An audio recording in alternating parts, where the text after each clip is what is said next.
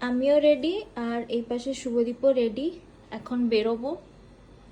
দিনটা ছিল সানডে। আমরা দিল্লির কনট প্লেসে যাচ্ছি টোটো করে। দ্বারকা সেক্টর 9 মেট্রো স্টেশন থেকে মেট্রো করে রাজীব চকে নামবো। এক্স্যাক্টলি 40 থেকে 45 মিনিটস লাগে দ্বারকা সেক্টর 9 থেকে রাজীব চক।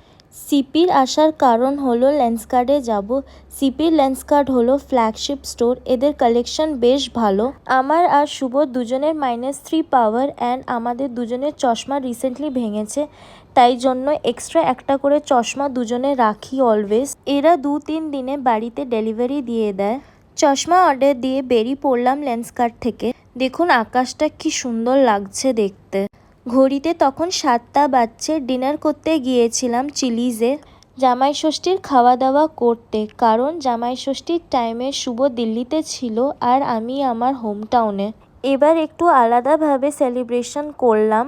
আমরা অর্ডার করেছিলাম fusion raspberry and banana smoothie, strawberry mojito, chicken quesadillas আর শ্রিম্প রাইস বোল। ডিনার করে আবার সোজা বাড়ি। চলো বাই বাই।